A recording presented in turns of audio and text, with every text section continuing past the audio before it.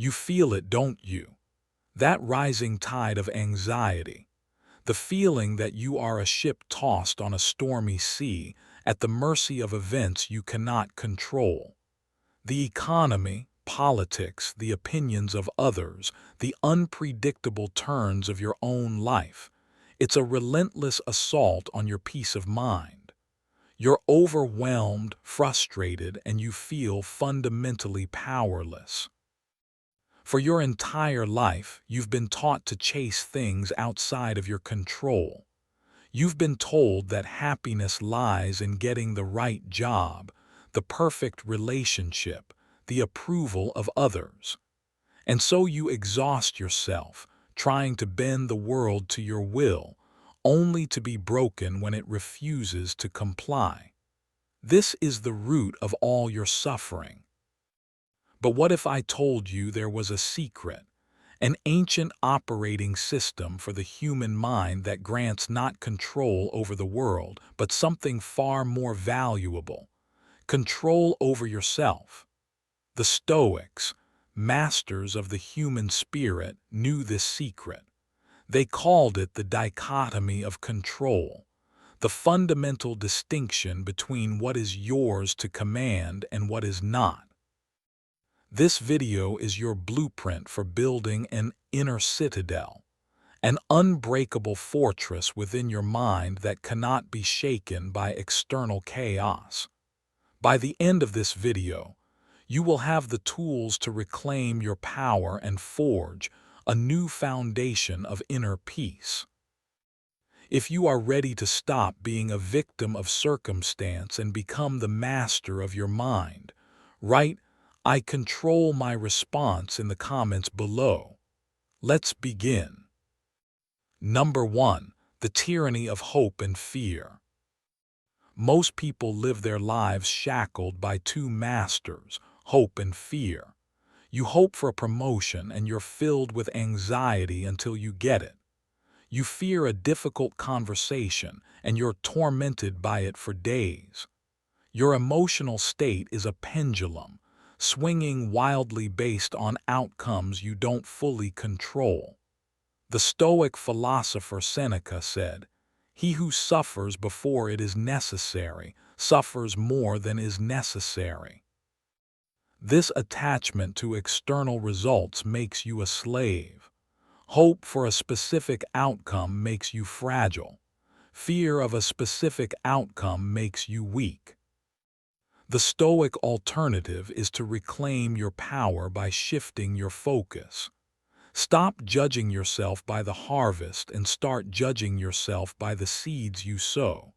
Your job is not to guarantee the outcome.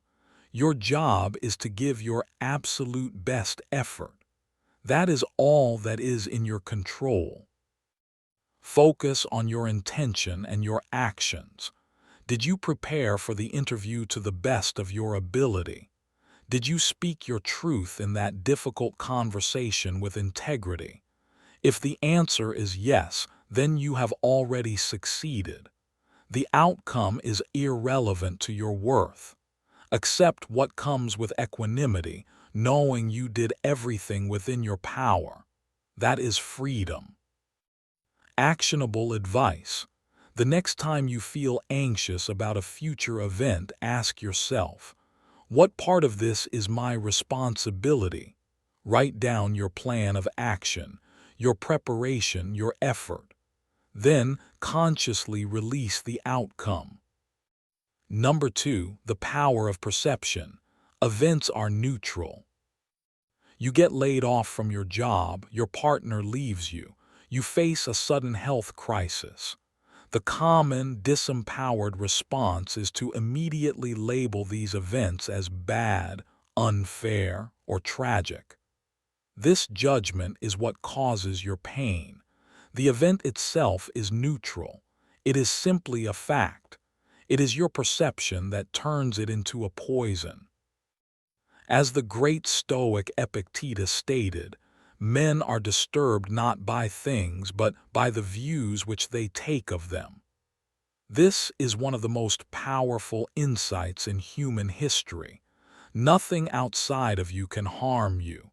Only your own judgment can. The Stoic alternative is to become the gatekeeper of your mind. When an event occurs, you must see it for what it is, an external fact stripped of any inherent meaning. You and only you get to decide what meaning to assign to it. Getting laid off isn't inherently bad. It can be an opportunity to find a more fulfilling career. A breakup isn't a tragedy.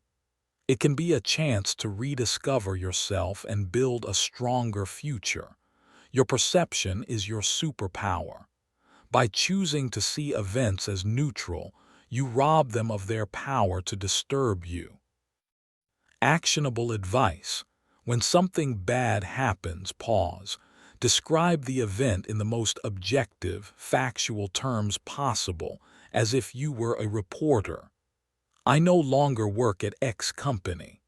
Notice how this removes the emotional charge. From this neutral ground, you can then choose a more empowering interpretation. Number 3, strategic indifference, protecting your inner peace. Someone insults you online. A colleague questions your competence. A family member disapproves of your choices. For most people, this is devastating. Their entire day, even their week, can be ruined because they have handed the keys to their emotional well-being over to someone else. They crave external validation and crumble without it. This is a profound weakness. As Marcus Aurelius wrote, if you are distressed by anything external, the pain is not due to the thing itself, but to your estimate of it. And this you have the power to revoke at any moment. The Stoic alternative is to practice strategic indifference. This doesn't mean becoming cold or emotionless. It means developing the wisdom to be indifferent to things that have no bearing on your character. Another person's opinion is a perfect example. It is entirely outside your control. It is their thought, in their head. Why would you allow something so far removed from you to destroy your inner peace? Cultivate a deep understanding that your worth is not determined by the applause or criticism of others. It is determined by your actions, your integrity, your virtue. When you are secure in your own character, the words of others become like the barking of a dog, noise that you can notice, but choose to ignore. Actionable advice. Visualize a shield around your mind. When an insult or negative opinion comes your way, see it bounce off this shield. Remind yourself, their opinion is not in my control. My character is. Number 4. Complaining is a surrender of power. Listen to the conversations around you. They are filled with complaints. Complaining about the weather, the government, the boss, the traffic. Complaining feels good for a moment. It gets you sympathy. It validates your frustration. But it is a trap. Every time you complain, you are reinforcing a victim mentality. You are stating, I am powerless against this circumstance. You are focusing all of your precious mental energy on the problem, on things you cannot change, rather than on your response. The Stoic alternative is a radical shift from complaint to strategic action. Instead of wasting your breath on what is wrong, you must ask the most empowering question there is. What part of this situation is within my control? Stuck in traffic. You can't control the cars, but you can control what you listen to. You can use the time to listen to an audiobook or call a friend. Unhappy with a new company policy. You can't control the policy, but you can control how you adapt, whether you look for a new job or how you voice your concerns constructively. Even if the only thing you control is your own attitude, that is where your power lies. Focus all your energy there, and you will never be powerless again. For one day, go on a complaint fast. Every time you feel the urge to complain, stop and ask the empowering question instead. Number 5. The obstacle is the way. You have a goal, but something stands in your way. A difficult person, a lack of resources, a sudden setback. The common reaction is frustration, anger, despair. Why is this happening to me? We see the obstacle as a roadblock, something preventing us from reaching our destination. The Stoics saw it differently. For them, the obstacle was not in the way, the obstacle was the way. As Marcus Aurelius famously wrote, the impediment to action advances action. What stands in the way becomes the way. The Stoic alternative is to reframe every obstacle as a test, an opportunity to forge a virtue. A difficult colleague is not a roadblock. They are a chance to practice patience and communication. A tight deadline is not a curse. It is a chance to practice focus and efficiency. A personal failure is not the end. It is a chance to practice resilience and humility. The path to your goal is not a clear, straight line. It is a series of obstacles, and it is in overcoming these obstacles that you build the strength of character you were meant to have. The obstacle doesn't block the path, it reveals it. Actionable advice. Think of a major obstacle you are currently facing. Now, instead of asking how to get rid of it, ask, what virtue is this obstacle asking me to practice? Number 6. The inner scorecard, judging yourself by effort, not results. Society has trained you to use an external scorecard. Did you get the promotion? Did you make the sale? How many likes did your post get? This is a recipe for misery because, as we've established, results are never fully within your control. Judging yourself by this metric means your self-worth will always be fragile, always dependent on the whims of fortune. The Stoic alternative is to throw away the world's scorecard and create your own, an inner scorecard. On this scorecard, success isn't measured by what you achieve, but by who you are. The only metrics are the ones you can control. Did I give my absolute best effort today? Did I act with honesty and integrity? Did I face my challenges with courage? Did I focus on what was within my control and accept the rest? If you can answer yes to these questions, you are successful, regardless of the outcome. You can have a day where everything goes wrong externally. You lose a client, you get into an argument, you make a mistake, and still go to bed knowing you were a success because you handled it with virtue. This is the definition of an unbreakable mind.